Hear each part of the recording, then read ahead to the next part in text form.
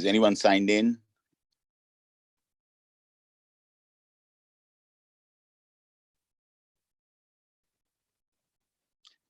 I've muted everybody, so if you want to respond, unmute yourself and answer me.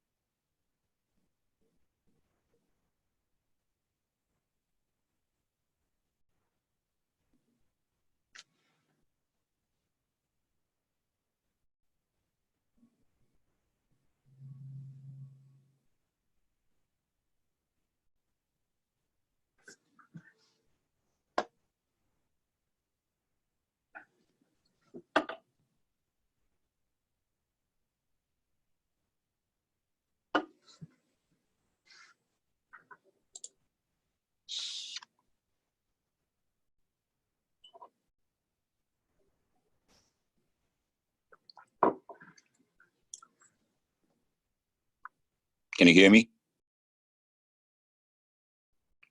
Can you see the screen?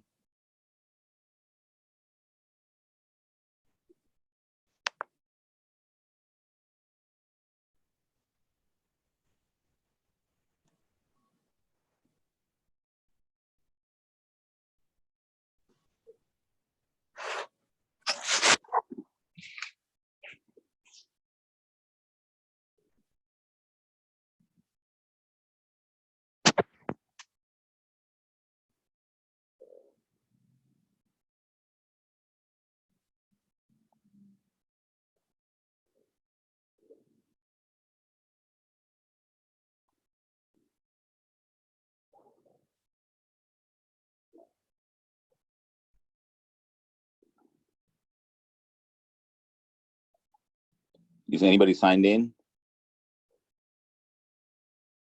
Can you hear me? I've muted everybody, so if you want to answer, unmute yourself and answer me.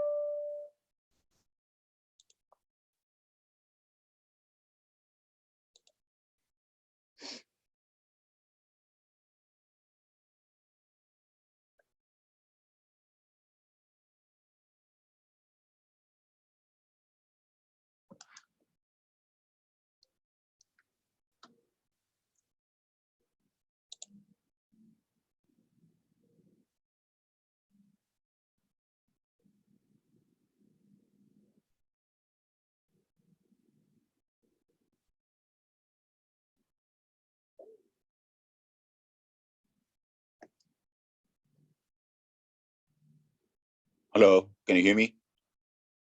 I see a couple of folks signed in.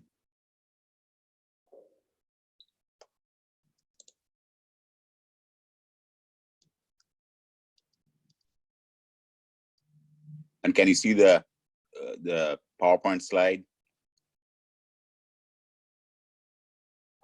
This is the PDF slide. Ralph?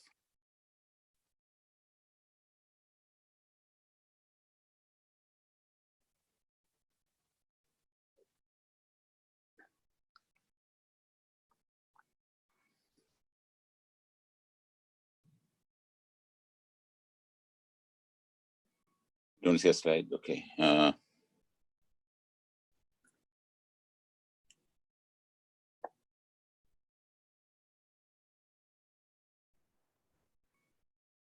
Okay, I'm going to sign off my desktop and I'll work from my iPad. Ralph, can you text or call my cell phone 512-924-4799 and let me know if you can see the PDF and my annotations, okay? I'm signing off my desktop and I'll just use my iPad. So Ralph, call my cell phone 512-924-4799 and let me know if you see the slide and my writing and if you can hear me.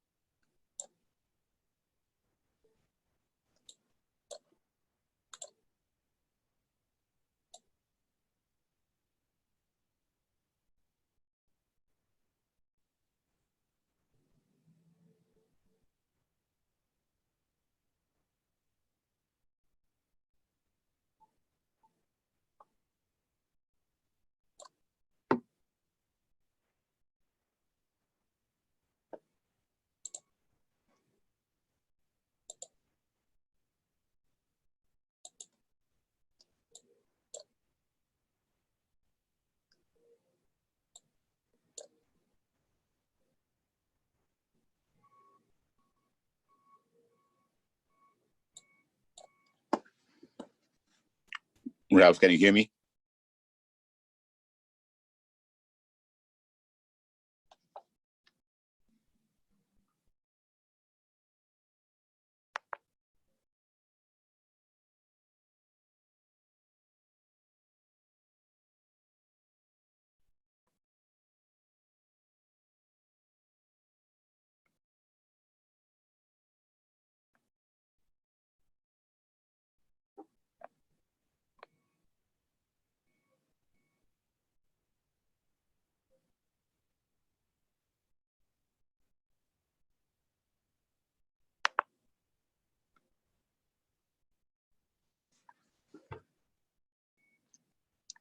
Ralph, can you see the screen now?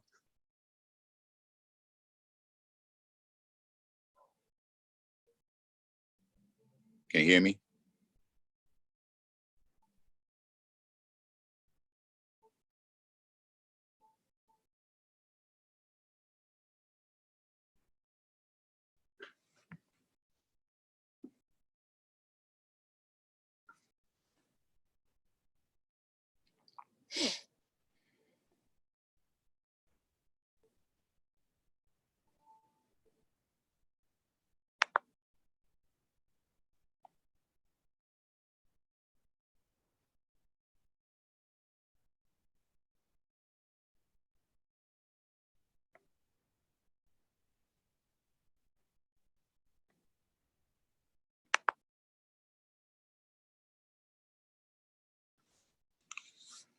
Ralph, can you hear me? Can you Yes, see the screen? I can hear you. Can you hear me? I see the slide and the Can you see the red writing? yes. Okay, let me write something and see if we can see that.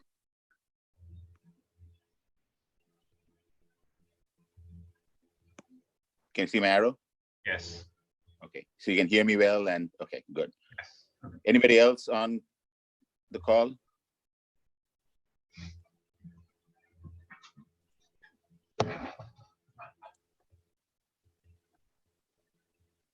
Hello. I guess only Ralph is calling my cell phone. So since Ralph can hear me, hopefully everybody can. So I've muted everybody once they sign in. Otherwise, there's sometimes too much feedback. But whenever you have to ask a question, just unmute yourself and ask the question. Okay. So we'll start in 15 minutes. This is going to be interesting. Let's see how it goes.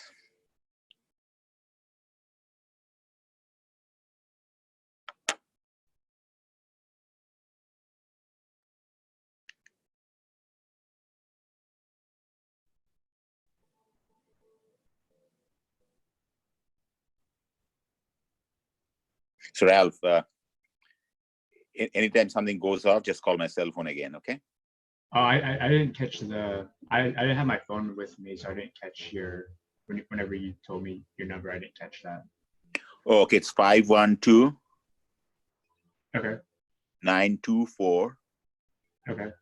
4799. So during the presentation, if anything gets messed up, just call me and I'll try to reset everything, okay? Okay, cool. All right, thank you.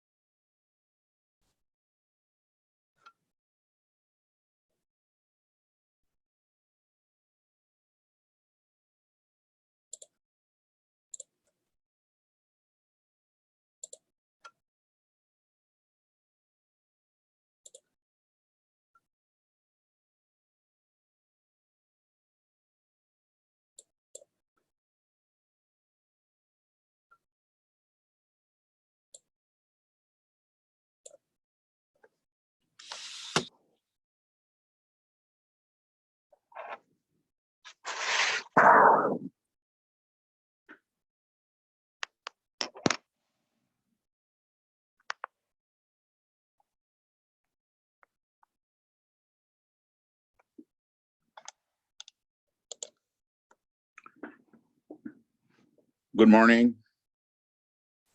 I hope you guys can hear me well, and you can see the screen where I have this PDF. I'm using Ralph as a guinea pig to make sure that the audio and video are working fine. Ralph, can you unmute yourself and let me know if you can see the screen still? Yes, I could see the screen and I can hear you right now. If anybody else is online, maybe one of you also can unmute yourself and call in just for a second. I can also hear you, Professor. Wonderful, wonderful. Okay, so let's all, except for myself, unmute yourselves. Otherwise, there's too much audio feedback sometimes. But anytime you have a question, unmute yourself. I normally keep yourself muted. I've muted everybody, but whenever you have a question, you can unmute yourself and ask the question. Okay. First of all, I know these are very difficult times for all of you, but we'll get through it. So a few logistical items. I've posted the midterm solutions online. Take a look at it and see what you might have done wrong. Now, in terms of the grade distribution, as I've told you, I sent you an email with the median grades and highest and lowest and all that. And I'm going to be quite generous this time with grades. So if you do the work, as in turning in the homework through Canvas, using PDF on time, and take the final exam, and you do reasonably well, I'll try not to give anybody less than a C. And in fact, hopefully I'll give mostly A's and B's. So you don't have to worry about grades, unless you blow off the course completely, of course. In terms of office hours, I've been trying to think what the best mode is. I think the best mode might be just shoot me emails and I'll try to answer via email anytime. Or during the office hours, you can call my cell phone, 512-924-4799, and we can chat on the phone. Once again, it's 512-924-4799. And I believe I have that cell phone in one of my announcements. Okay. The Zoom recordings, the Zoom talks are all recorded in the cloud, and I'm told they'll be available for up to 30 days. So if you want to go back and listen to the presentation and look at the slides, you can do that for a few days, but hopefully you'll attend live, and that way you can keep up with the classes. Let's see what else. So the homeworks, like I said, have to be submitted online through Canvas. You have to make PDFs and upload them. What I've done is I've shifted all the due dates by one class, because I'm a little bit behind right now, but we'll be catching up pretty soon, because I'm not going to be covering everything in the course because we lost a week, but pretty soon we'll be caught up. So once we're caught up, we might revert back to the usual schedule, but in any case, we will not grant extensions beyond that one class extension, because the solutions are going to be posted right after that. Okay. All right, with that, let's get started. So before spring break, you may recall we are talking about PN junctions in equilibrium. And that's what you see on the first slide over here, where you have three columns. On the left-hand side, you have the device in equilibrium. So the applied voltage is 0. That does not mean that nothing is happening, of course, because as I've told you, the semiconductor is always in dynamic equilibrium with the environment. So you absorb black body radiation, generate electron hole pairs, and after a few nanoseconds, they recombine and re-emit radiation. So that's what establishes Ni, which in silicon is 10 to the 10 per centimeter cubed at room temperature. Anyway, so on the left-hand side, if you do a thought experiment where you take a p-type semiconductor doped with Na, and I'm showing that in the middle figure. So you have the majority carrier hole concentration equal to whatever the accepted doping is. And then the corresponding minority carrier concentration N on the P side would be Ni square over Na. And similar things on the right-hand side. So then on the left-hand side, if you look at the band diagram down below, you'll see that the formula was closer to the valence band. On the right-hand side, it's closer to the conduction band. And then when you join them, there'll be a spillover of the majority carrier electrons from the right to the left. And as they spill over, they leave behind the positively charged donor impurities, which can move. And that creates the depletion charge shown in this lightly shaded region on the right-hand side. And the electrons spill over, recombine with the holes, which spill over to the right. And the holes leave behind exposed negatively charged acceptor ions. So the lightly shaded region forms what's called the depletion region with negative exposed acceptors on the left-hand side and positive exposed donors on the right-hand side.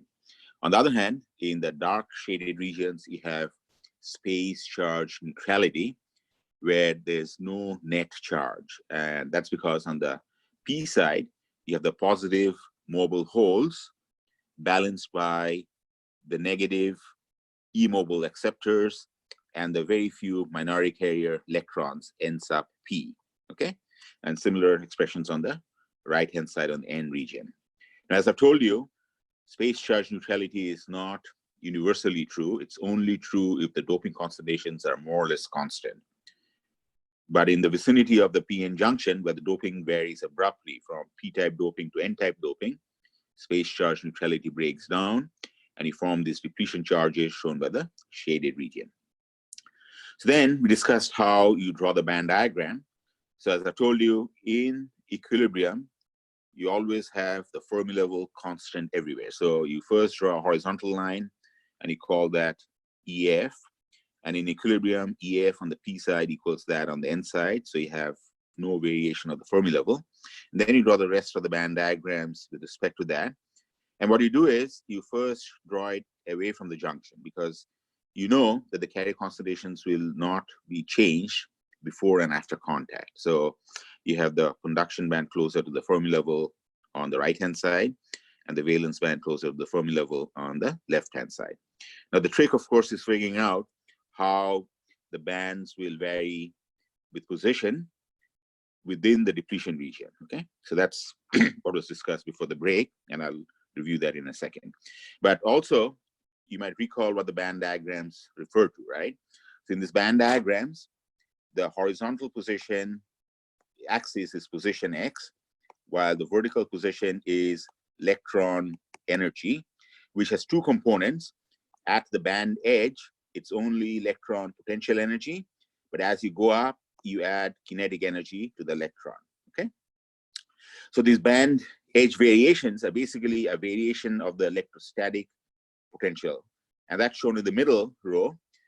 And as you can see, the variation of the electrostatic potential is sort of the mirror image of the variation of the band edges, and that's because electrons have a negative charge. So if the electrostatic potential V goes up, the electron potential energy minus Q times V will go down, okay? Now, exactly what is the shape of that curve in the depletion region? Now, what I proved before spring break is, while it kind of looks like a straight line, sloping straight line, it's not really a straight line. It's actually two parabolas, a parabola with the curvature downwards and joining smoothly with a parabola with the curvature upwards. And that's what you have, of course, if you have a so-called step junction.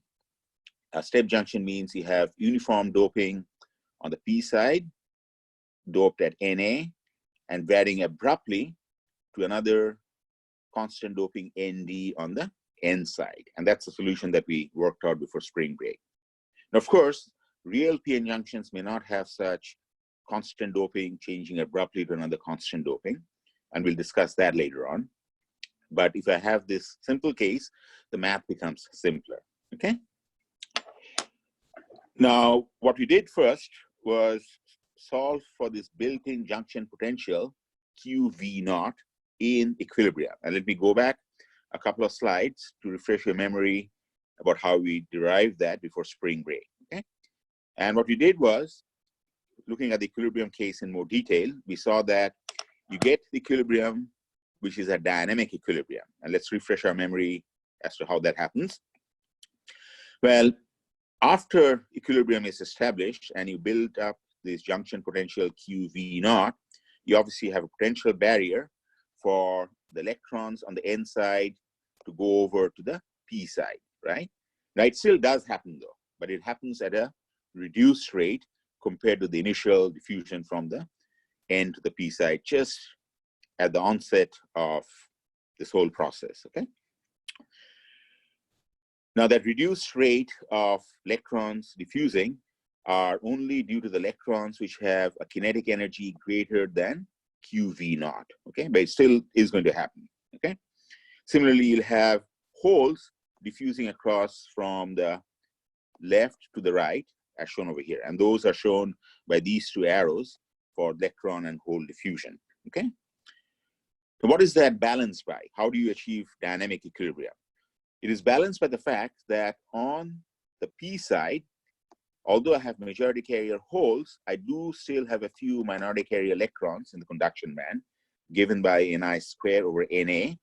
Now, these electrons in this part of the band diagram don't see any forces because there's no variation of the potential energy, but they're randomly moving around because of Brownian motion. But once in a blue moon, they'll accidentally appear at the edge of the depletion region. And if they do, now they see electric field and they're swept across, okay?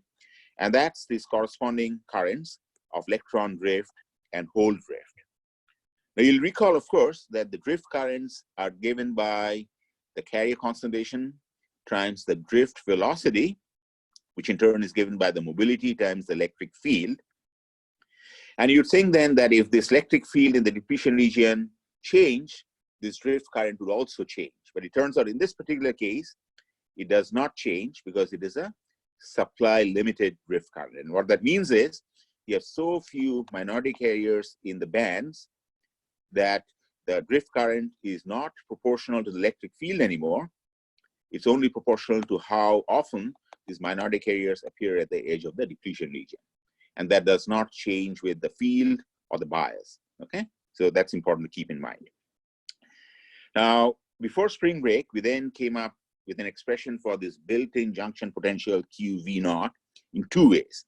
The first is you set the sum of the drift current and diffusion current equal to 0 because you have this dynamic equilibrium. And then simple algebra, you use the Einstein relationship, which is D over mu equals KT over Q. Electric field is equal to minus dV dx, and plugging those in and integrating from the P side to the N side, you're able to come up with an expression for the junction potential, which is the difference of the electrostatic potential Vn on the N side minus Vp on the P side, and that gives you a V naught. And we're able to prove that V naught is equal to KT over Q, which is 26 millivolts at room temperature, times log of the majority carrier concentration on the P side over the minority carrier hole concentration on the N side.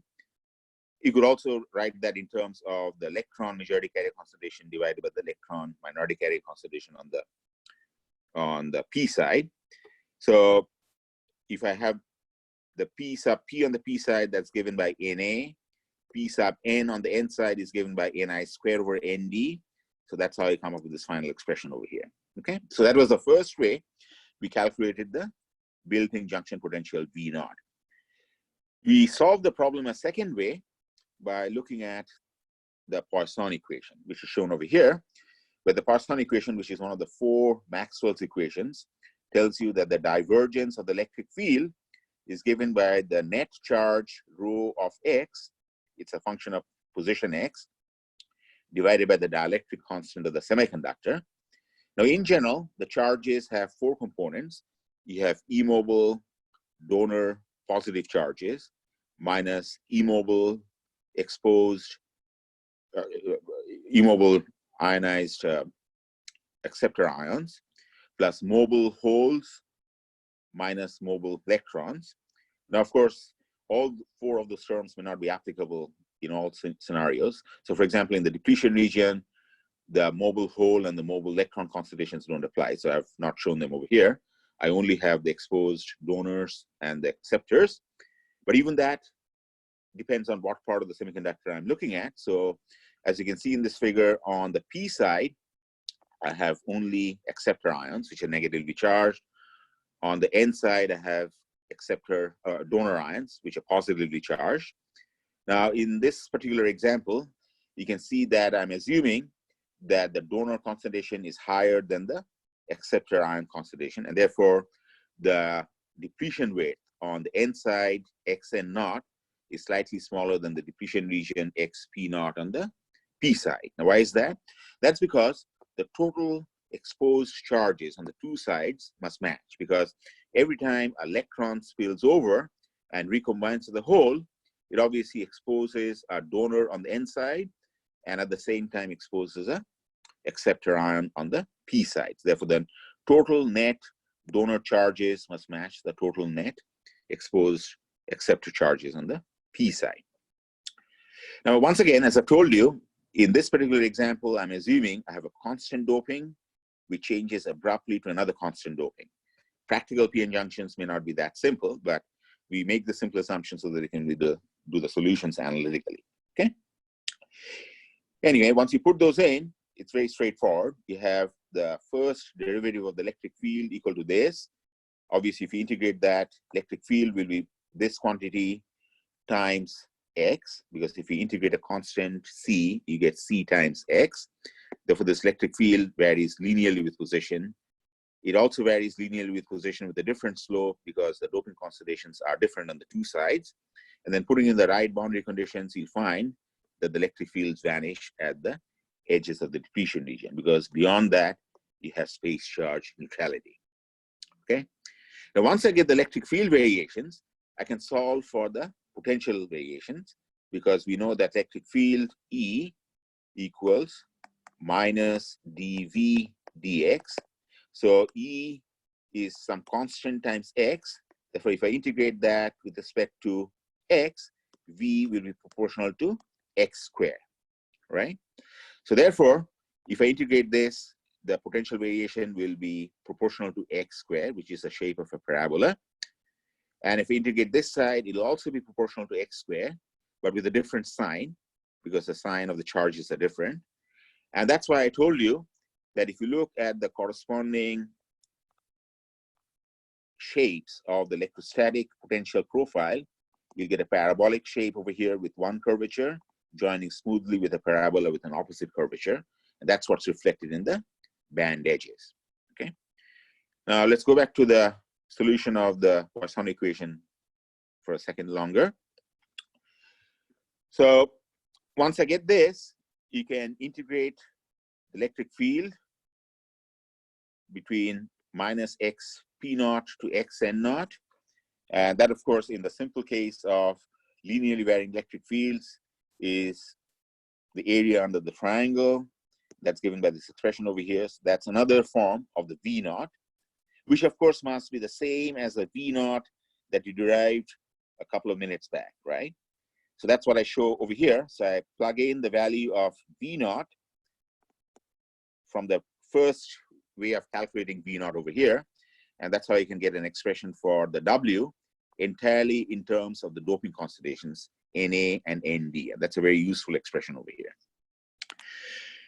Now, not only can you get the total depletion rate, as I told you before spring break, you can also then figure out how much the depletion region spreads out on the P side versus the N side. And to do so, all that I need to do is remember that the total depletion charges on the two sides must match, right? And that's what's shown over here. So the total depletion charge Na times Xp must match Nd times Xn. And then, of course, you also have Xp plus Xn equals a total depletion charge. By solving those two algebraic equations simultaneously, you can come up with expressions for how much the depletion region spreads on the N side versus the P side. And what we'll find is the depletion region spreads out more on the lightly doped part of the junction and less into the more heavily doped part of the junction, okay? And there's a worked out example that you can look at on your own. Now, looking at this particular schematic now, by looking at the form of the depletion regions, in this particular example, I'm showing that the depletion rate is the same on both sides. So that's a case where the doping concentrations are assumed to be the same on both sides, okay? But it doesn't have to be. It depends on what the conditions are. All right, now let's look at the second column, which is a case with forward bias, V equal to VF, okay? Now, if you apply a forward bias, which is the positive terminal of the battery connected to the P side and the negative terminal connected to the N side, what will happen is, because the band diagrams are electron energy minus Q times V, on the N side, because I've applied a negative voltage, the electron energies will go up, while on the P side, the electron energies will go down. And basically what you do is you take the equilibrium band diagram and skew it as shown in the middle, meaning that the junction potential is now reduced to V naught minus VF, okay? Now what one finds is most of that applied forward bias will drop across the depletion region. There'll be a negligible amount of drop in the P and the N side itself. There'll be a drop, but it'll be much, much smaller. Now, why is that? Well, you can think of this PN junction structure as three resistors in series. Okay, you have relatively low resistance in the undepleted P side, in series with a very high resistance in the depletion region, and then a lower resistance in the N side. And therefore, if you apply a voltage VF, most of the voltage will drop in the middle part, which has the highest resistance. And that's why I'm showing that the band diagram varies as shown over here. It's V naught minus VF is a new barrier potential, okay? And once I have that, clearly it becomes more easy for these majority carrier electrons on the N side to diffuse across compared to the equilibrium case, right? Because now you have more carriers at lower energies which can go across. And that's what's shown by these arrows. Compared to the equilibrium scenario, the diffusion of the electrons and the holes increases. Now, at the same time, the electric field in the depletion region obviously goes down because the flow is less. And as I've told you, normally that would imply a lower opposing drift current. But because this is a supply limited current of the minority carriers, these opposing drift currents don't change in magnitude. A very similar story is true for reverse bias. So now in reverse bias, the barrier increases, the diffusion current components basically go to zero, but the opposing drift currents don't change because once again, it's a supply limited current. Any questions? If you have a question, you can unmute yourself and ask it. Or you can ask me later on during office hours. Okay?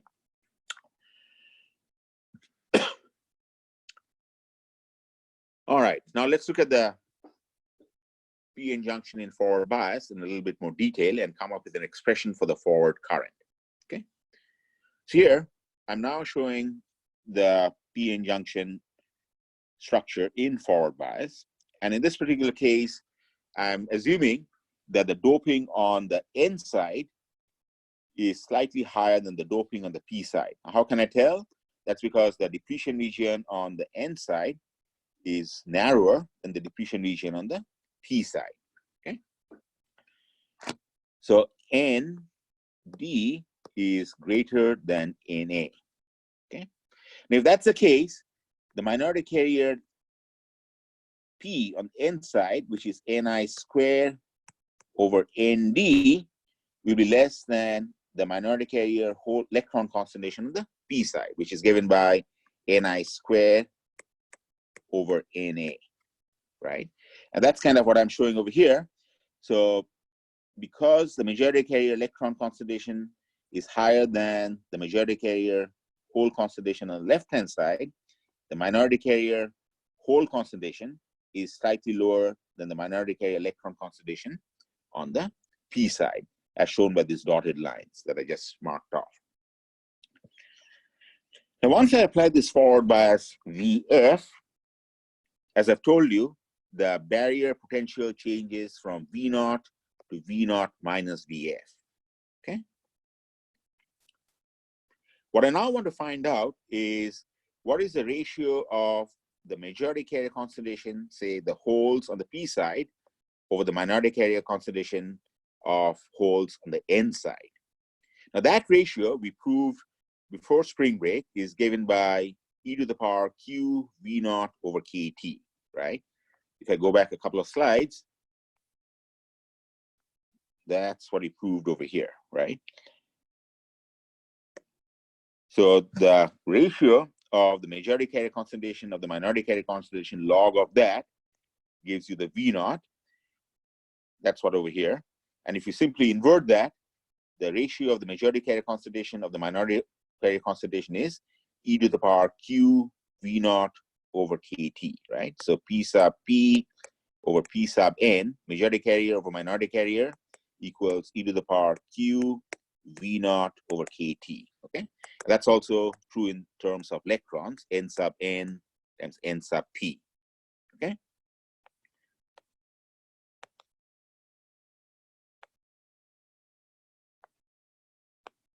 So that is what's shown over here again.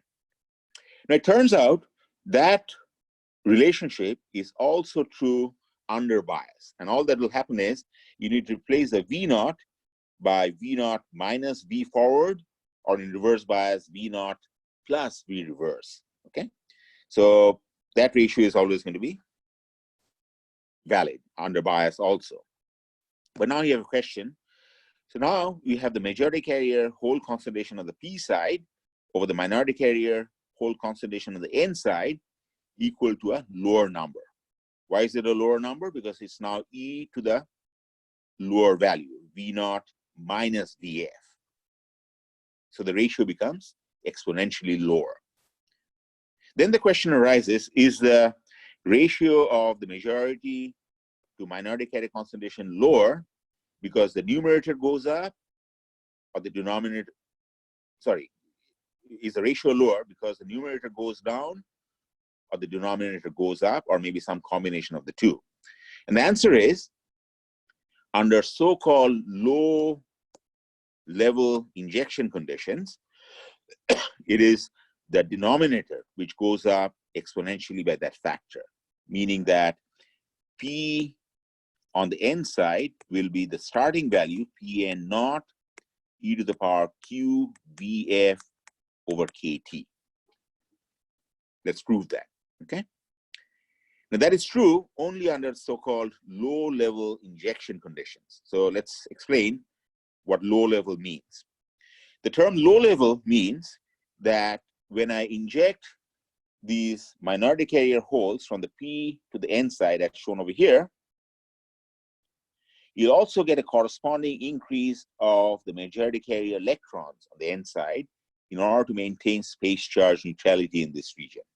Space charge neutrality breaks down in the lightly shaded region, but in the dark shaded region, the space charge neutrality is still maintained. So as a result, if I inject more positive holes, the only way you can retain space charge neutrality is if the majority carrier electrons also go up by exactly the same amount. So it'll mirror that. Okay? Under low-level conditions, you assume, however, that the fractional change of the majority carrier, N, on the N side, is negligible compared to the starting value. In other words, this delta N that I have to maintain space charge neutrality is much less than the starting value of electrons on the N side, Nd. And this is very similar to what I discussed in one of the problems at the start of chapter 4 in the case of optical generation of electron-hole pairs, where you may recall we said that if you shoot photons at a semiconductor and you absorb photons and you create excess electrons and holes, although delta N is exactly equal to delta P, the fractional change of the minority carriers was humongous, while the fractional change of the majority carriers was negligible. So it's that kind of a story over here, okay? So the fractional change of the majority carrier electrons on the N side is small. Similarly, the fractional change of the majority carrier holes on the P side will be assumed to be negligible, okay? So if that's the case, in this ratio over here, the only way the ratio can go down exponentially is if the denominator increases by that exponential factor as shown over here. And that's what I'm showing over here. So in this diagram showing the minority carrier concentration at the edge of the depletion region will increase by this exponential factor Pn naught, where Pn naught is Ni squared over Nd times e to the power q Vf over Kt. Okay, and that is this excess. That's the first term over here. What I really want, however, is not the actual minority carrier constellation, but the excess minority carrier constellation. And all that I need to do is, from this, I need to subtract the starting value of Pn naught, which is given by Ni squared over Nd. So that really should have been written as Pn naught. Okay. As a result, the excess is written by this term over here, while the starting value is this Pn naught. And notice, if I add this term to this term, I get the total constellation Pn naught e to the power q Vf over Kt over here. Everybody with me? All right. Now, once I create an excess of minority carrier holes on the n side, compared to what the whole constellation is far away, I clearly establish a constellation gradient. And we've learned before spring break, anytime you have a concentration gradient, you give rise to diffusion current. What is the form of the diffusion current? For holes, the diffusion current will be proportional to dP dx. The proportionality constant is the diffusion coefficient with a minus sign. And to get the actual charge, you have to multiply by the charge of the hole, right? So it's minus q diffusion coefficient dP dx. dP dx, of course, is nothing but the slope of this curve, okay? And therefore, by taking the gradient of this concentration profile, you can calculate the diffusion current anywhere. But before you do that, you obviously have to solve for this diffusion carrier concentration, this carrier concentration profile, okay? Now that, it turns out, is given by an exponentially decaying function, e to the power minus x over Lp. How do I get that? We'll get that from the solution of the carrier continuity equation in equilibrium. Now, let me go back a few slides to what we discussed before spring break. At the end of chapter 4, we had worked out an example discussing this. So before spring break, you may recall, we had looked at the continuity equation, which is this bookkeeping equation, which tells you that if you have current flowing in, JPX, and current flowing out at JPX plus delta X, and plus there's some recombination and generation going on, the time rate of change of the whole concentration in this microscopic region between X and X plus dx is given by the difference of current flowing in minus current flowing out, which is nothing but the divergence of the current in 3D, or del J del X in 1D, plus the recombination and generation terms, which is given by this term over here, which is the excess concentration over the generation recombination lifetime. That is your continuity equation for holes. You have a similar expression for the electrons. Then what we had done was we had solved this for steady state. Now, if I have steady state, obviously this term would be equal to 0. And we had looked at the case where electric field was 0, meaning that the drift current would be equal to 0, meaning that the only current for holes would be this diffusion current minus Q dP dP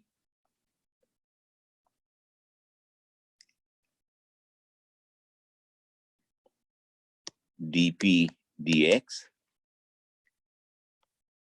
So that solution was this worked out example over here. So here what we said was we have a bar, we shine photons, we create an excess delta P.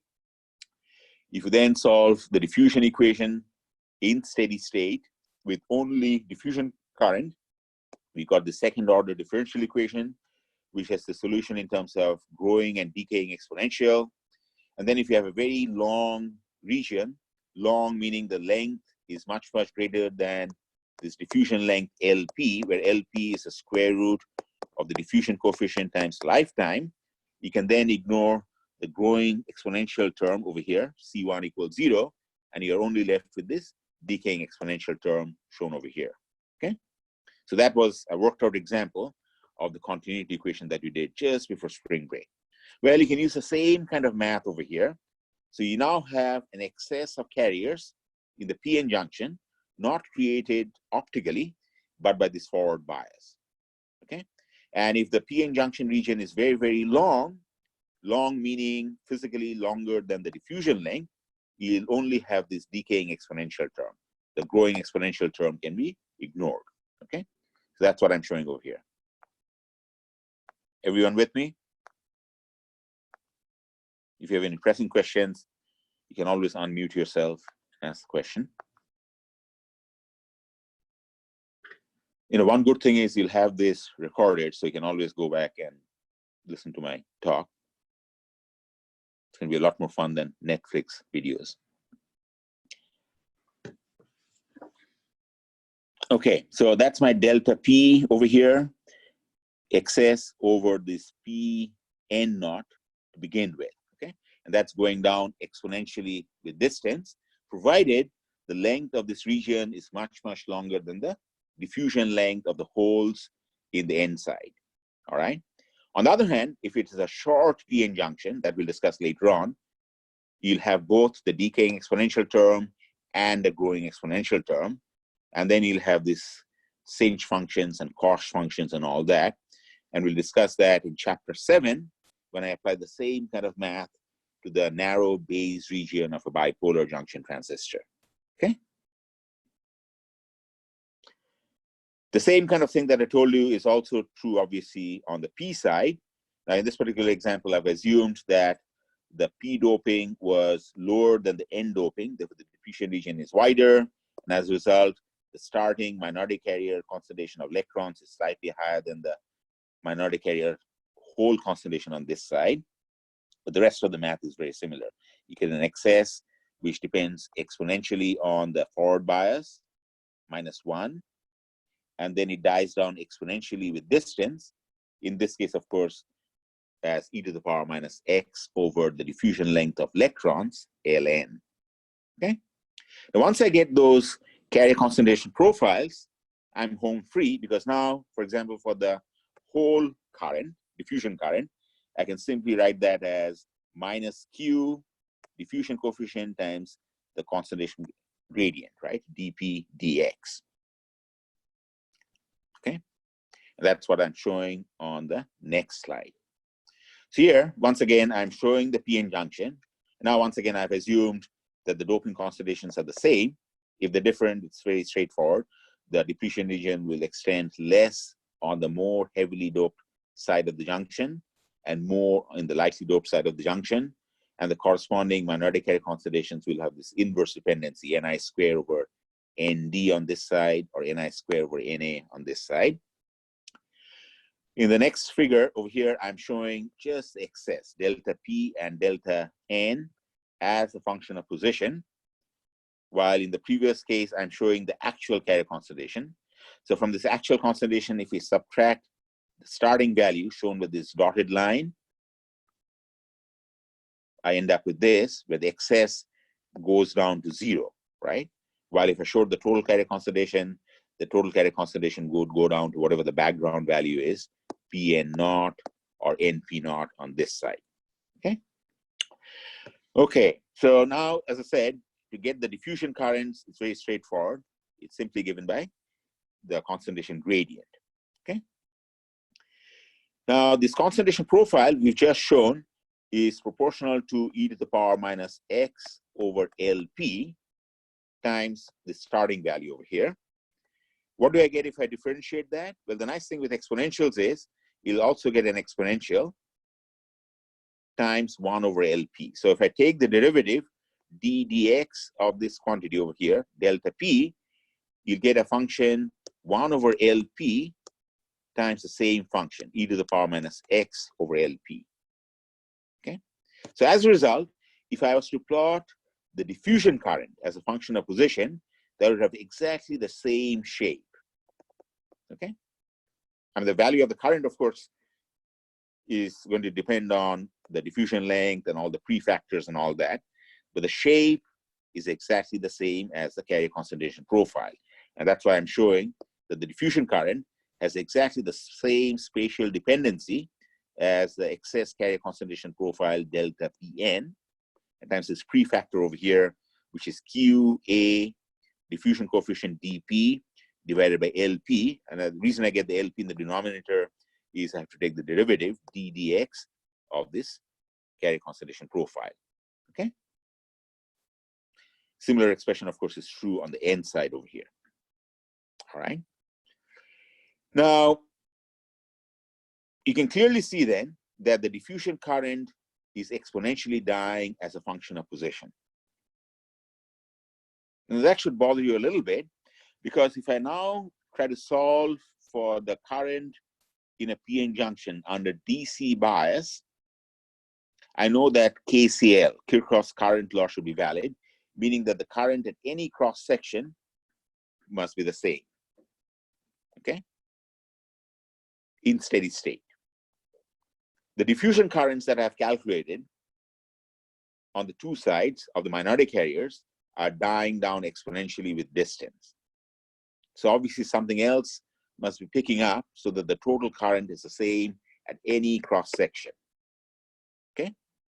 Now, before I get into the discussion, let me make a statement and then I'll prove that. Okay. And the statement is a very bold statement, and that is the total current I, which is same throughout, is going to be the sum total of the diffusion current of holes on the N side at x equal to 0, which is the depletion edge over here, plus the diffusion current of electrons at this position on the P side. So let me restate that.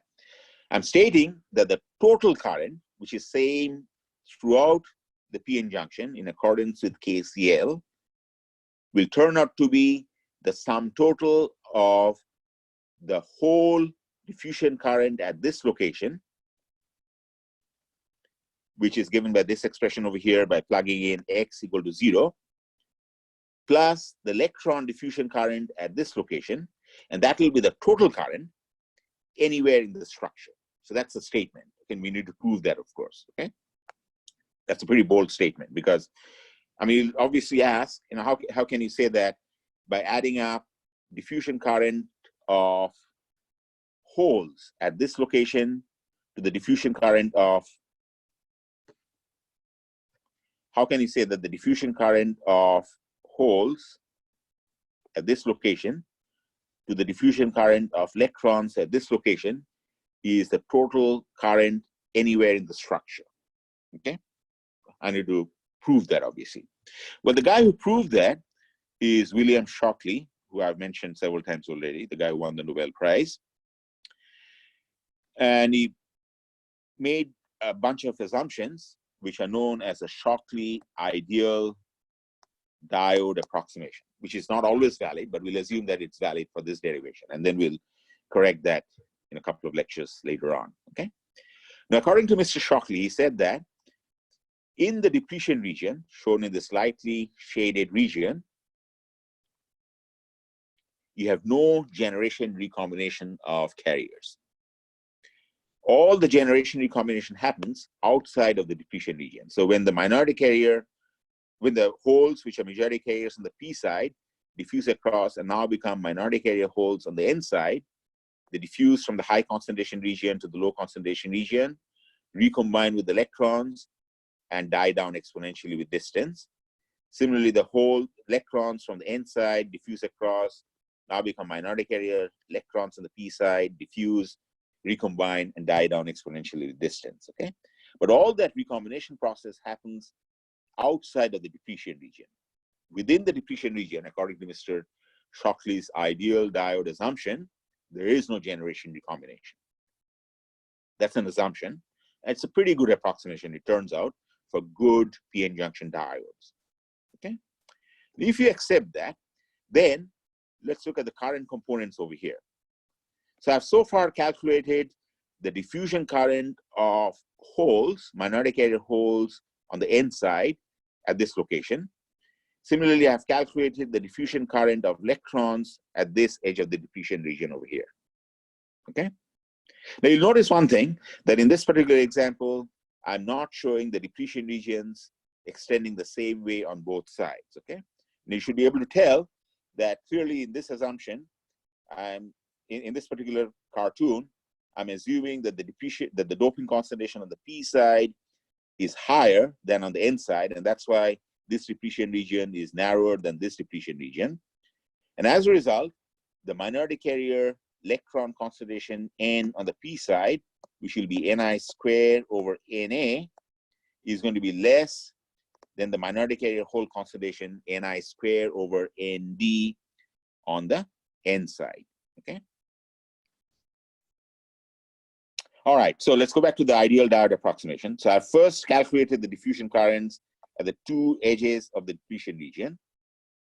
And then if there's no generation recombination within the depletion region, clearly this whole current must be the same as the whole current throughout the depletion region, right? Because there's no recombination that's going on.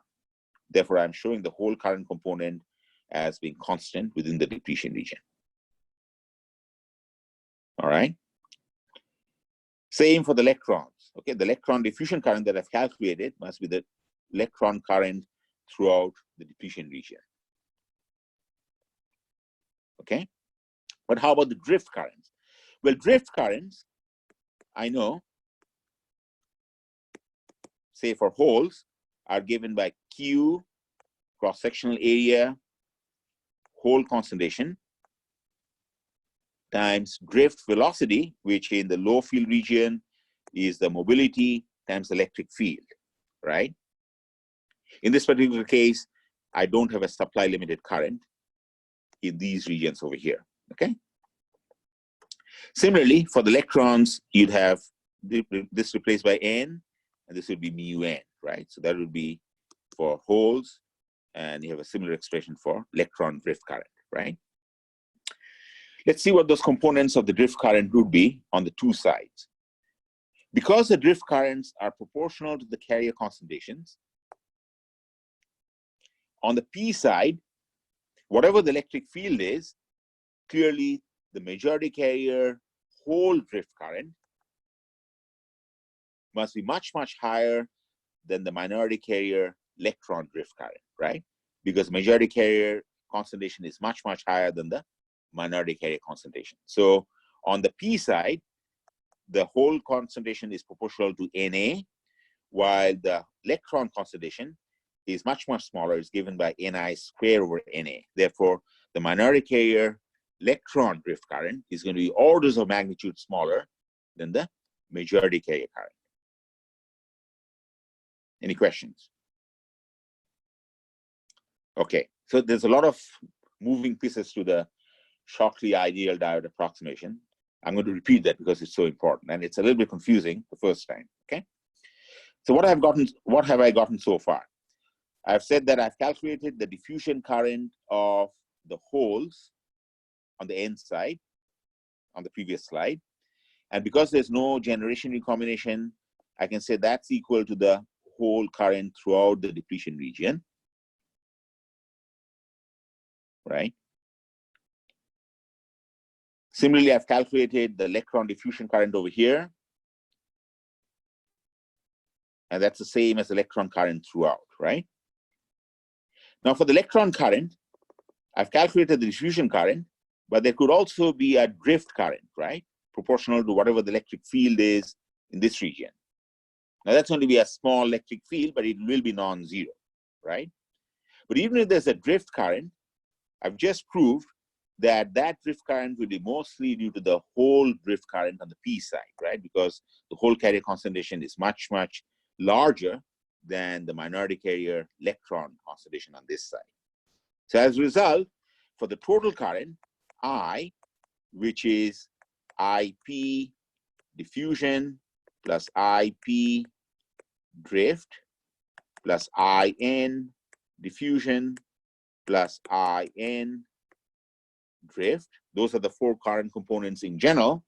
What I can say is, at this location over here, for instance, I only have to worry about the electron diffusion current, which I've calculated.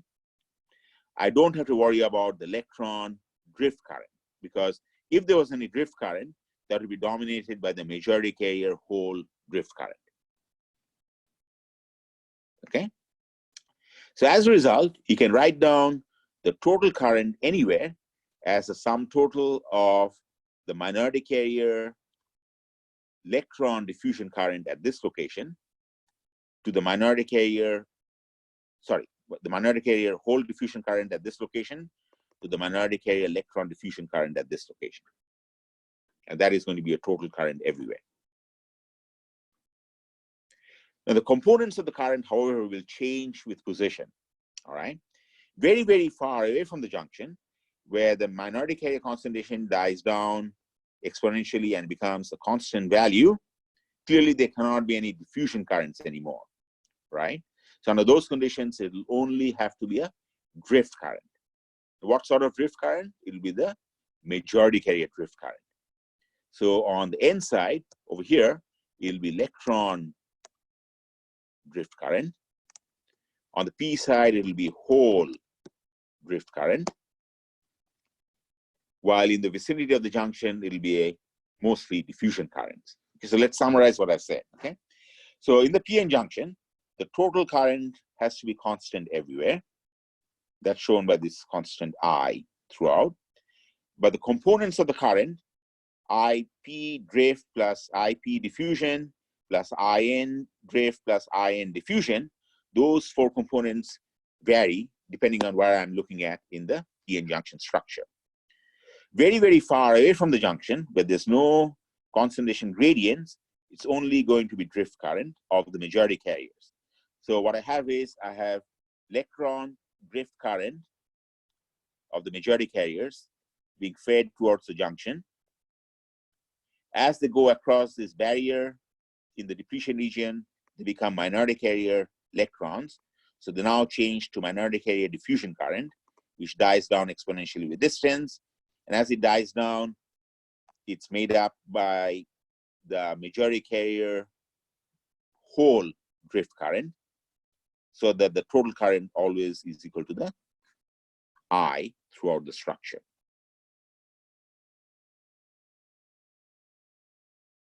Any questions? I'm going to repeat this because it's very hard to explain this clearly without having access to a whiteboard and a lot of space. So I think it was probably kind of confusing, but because it's so important, let me go over this again, okay? So in the previous slide,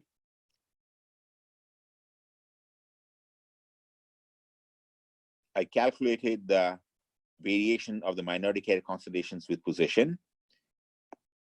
We saw that the excess carrier concentration depends exponentially on the forward bias. And the excess, you have to subtract the PN naught. The PN naught is constant throughout, of course. That's a minority carrier concentration background value. Because I've created an excess over here, it'll diffuse from the high concentration region to the low concentration region. That we then solve using the steady state carrier continuity equation. And that gives rise to an exponentially decaying function, e to the power minus x over LP, or e to the power minus x over Ln. Once I get the carrier concentration profiles, I get this exponentially decaying profiles. I can get the diffusion currents by simply taking the derivative of the carrier concentration profile, dp dx or dn dx, times the corresponding diffusion coefficients. Because this carrier concentration profile was exponentially varying, if I take the derivative, that also is an exponential. Therefore, the shape of the carrier current profile has exactly the shape as the carrier concentration profile shown over here. And that is shown in this figure. So the diffusion currents die down exponentially with distance on the two sides. And then I made the bold statement due to Shockley, the so-called Shockley ideal diode approximation, which states that there's no generation recombination that that goes on within the depletion region. If that is true, then the whole diffusion current that I've calculated on the N side must be the same as the whole current over here. right? Because there's no generation recombination going on. Similarly, the electron diffusion current that I've calculated over here must be the same as the electron current over here. But you might say, wait a minute, how about the electron drift current over here? Well, on this side, the minority carrier electron drift current can be neglected compared to the majority carrier hole drift current. So of all these four components, I can always ignore the minority carrier drift currents, okay? So as a result, on the P side, I can say that as far as electrons are concerned, I only need to worry about the electron diffusion current. I can forget about any electron drift current. So this electron diffusion current that I've calculated is approximately the total electron current. And since there's no generation recombination within the depletion region, that is going to be the total electron current throughout. With the same argument, this is my total hole current throughout. Therefore, the total current I is going to be the sum of the electron current over here plus the hole current over here. And as a result, I can get the total current I by adding up the hole current that I've just calculated over here to the electron current that I've calculated over there. Okay? And that is what's shown by adding up these two expressions over here. Any questions?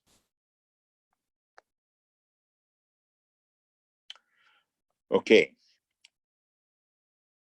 A couple of other points about this band diagram. Once I apply this forward bias, obviously I'm no longer in equilibrium. The Fermi level is not going to be constant throughout. The Fermi level will split into quasi-Fermi levels for electrons and holes, Fn and Fp, where the separation of the quasi-Fermi levels is a measure of how far from equilibrium are driving the system, and that'll be given by the forward bias Vf. Okay.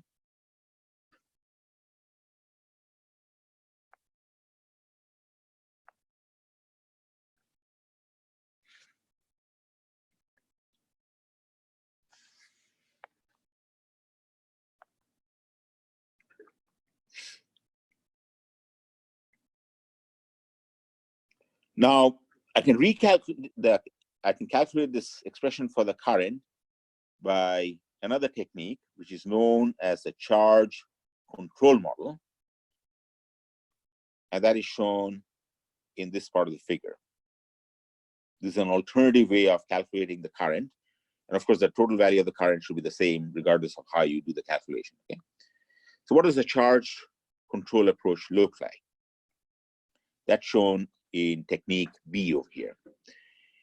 In the charge control approximation, what you do is you look at the total stored charge of holes, QP or QN, on the two sides of the excess minority carriers. And that's shown in the shaded regions, QP and QN. Okay. The total stored charge would obviously be the area under this curve, right? Because you have to integrate delta P of X dx between 0 being the edge of this depletion region, to infinity. And that times the charge of the holes is what I'm calling Q sub P over here, okay? Times the cross-sectional area of the device, of course. All right?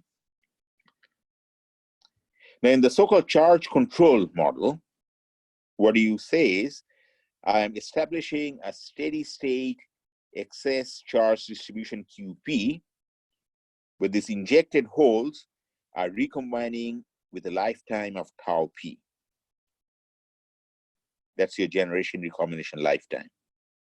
Now, if they're recombining at a rate tau P, and I'm maintaining a steady state distribution, obviously you have to replenish holes at the same rate to make up for the loss. Otherwise, the charge distribution would not be a steady state distribution, right? Therefore, I can write down the current IP as the total stored charge QP divided by the lifetime, the generation recombination lifetime.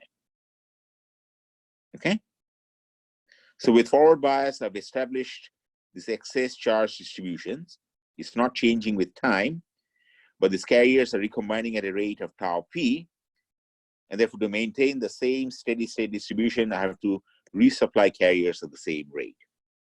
And that's the essence of the charge control model. Okay, it's a different way of calculating things. Okay, so in the first approach, we calculated the current by taking the derivatives of these carrier concentration profiles to get the diffusion currents. While in the second approach, it's more of an integral approach. You integrate the distribution and you divide that by the lifetime to get the current. And of course, the expressions for the current must match up regardless of how you do the calculation.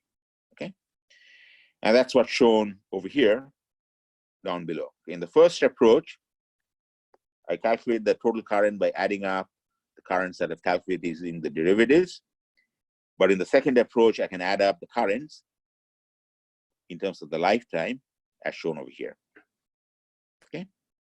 Now they might look different, but it turns out they're exactly the same. Okay. And I want you to prove that to yourself by realizing that LP equals square root of dP times tau p, or LP square means dP times tau p. Similarly, ln square equals dn times tau n. Okay, so look at these two expressions. The first calculated using technique A, and the second one calculated using technique B, and make the substitution of ln and LP using this, and you'll see that the two expressions are exactly the same. Okay, I want you to do that sort of as a homework problem that you did not turn in. Okay.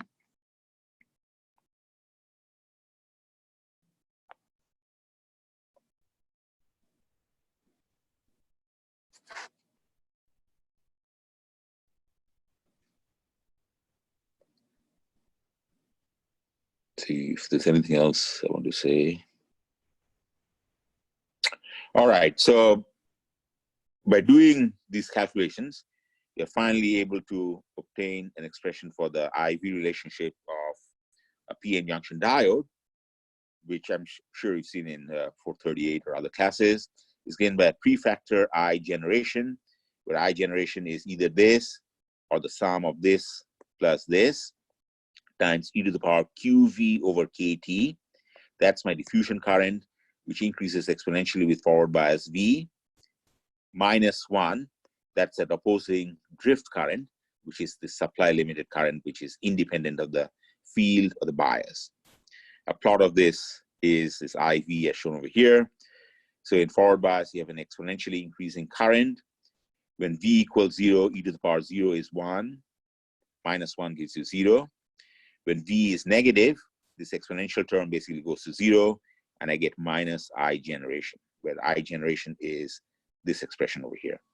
Okay, that's your expression of the I generation, and that's your e to the power QV over KT minus 1.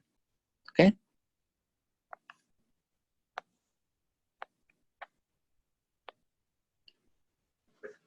So that was the PN junction in forward bias. In reverse bias, that should be easier to understand. So here, when I apply a reverse bias, the magnitude of the barrier increases from V naught, which is the starting value in equilibrium, to V naught plus VR. The depletion regions will expand by solving the Poisson equation, because now you have to drop a larger voltage across it. The minority carrier concentrations, which are already low, basically get pulled down to 0, as shown over here. Okay, and the reason they get pulled down to 0 is on the N side, as I've said, you have a few minority carrier holes, which over here don't see any electric fields. They're executing random Brownian motion. But then once in a blue moon, they appear at the edge of the depletion region. And if they do, on the N side, these minority carrier holes, once they appear at the edge of the depletion region, they see electric field, they're swept right across. Okay. Similarly, on the P side, you have a few minority carrier electrons, which are executing random Brownian motion, don't see electric field. But if they accidentally appear at the edge of this depletion region, boom, they see this electric field and they swept right across. And as a result, the minority carrier concentration, which is already low, gets pulled down to 0 at the edges of the depletion region. Because of this, you end up establishing a concentration gradient. And anytime I have a concentration gradient, you'll give rise to a diffusion current, right? So you'll have a diffusion current of holes. Similarly, you have a diffusion current of electrons. And that's what supplies this generation recombination current that I have.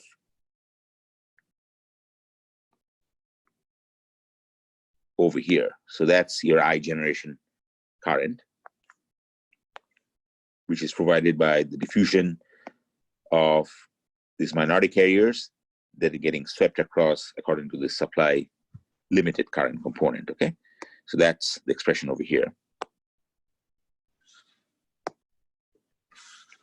So the first expression is calculating it using technique A by taking the derivatives of the carrier concentration profiles. That's why you have the ln and the lp's in the denominator. And the second expression is in terms of the charge control model, where you have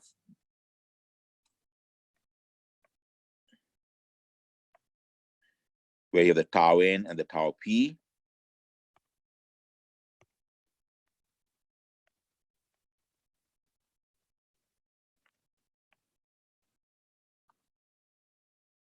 Where you have the tau n and the tau p.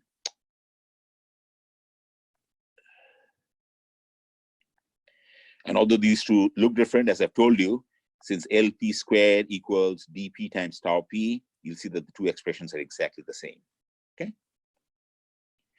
Now in reverse bias, the Fermi level also splits up into quasi-Fermi levels. But if you compare this with the splitting of the quasi-Fermi levels in forward bias, you'll see that the splitting happens in an opposite sense, okay?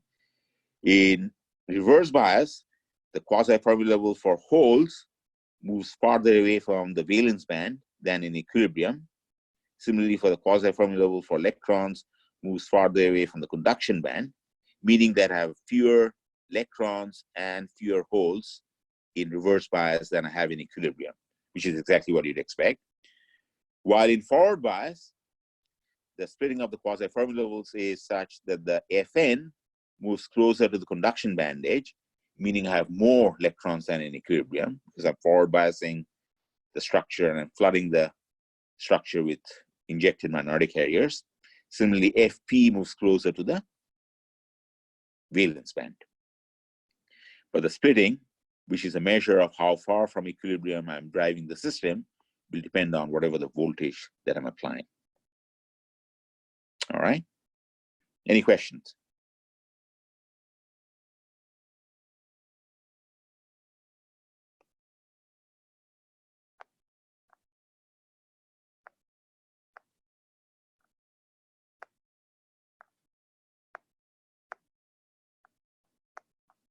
All right, so let's wrap up by looking at a worked out problem. So you have a PN junction with a certain cross-sectional area.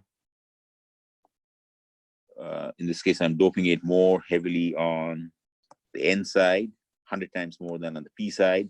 So the depletion region on the N side will be 100 times smaller than the depletion region on the P side.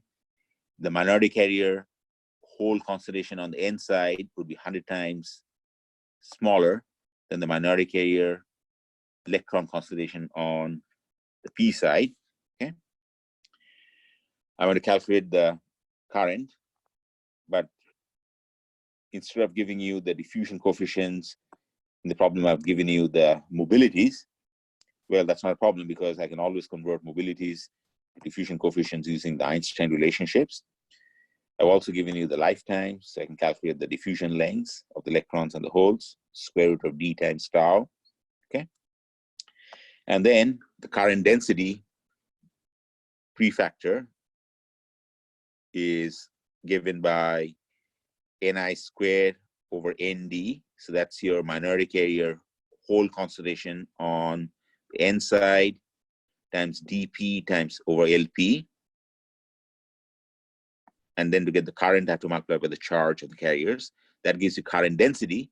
If I wanted current, simply have to multiply by the cross-sectional area of the device, which in this case is 0.001 centimeters square. Okay, so that's your area over here.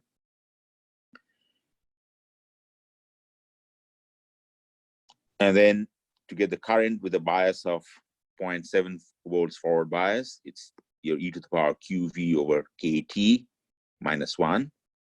And this is your prefactor over here. Okay, the prefactor is given by this. So if you look at this expression, which technique did I use to calculate the current? Now, clearly, I used technique A because I have the diffusion coefficients Ln and Lp in the denominator. If I use technique B, I'd have an expression in terms of the lifetimes, tau n and tau p, but you'd get exactly the same values ultimately because you're calculating the current in two equivalent ways. Okay. So today's lecture was a important one, and I realized it was a difficult one. So I'd strongly advise you to listen to the talk again. There's a recording on the cloud because we'll need to use some of these concepts in this chapter on PN junctions. Okay. I'm sorry I couldn't explain it better. It's kind of hard to write on this iPad screen, and not having access to the board really is bothering me, but you're stuck with it, I guess. Any questions? All right, see you on Wednesday. Good luck.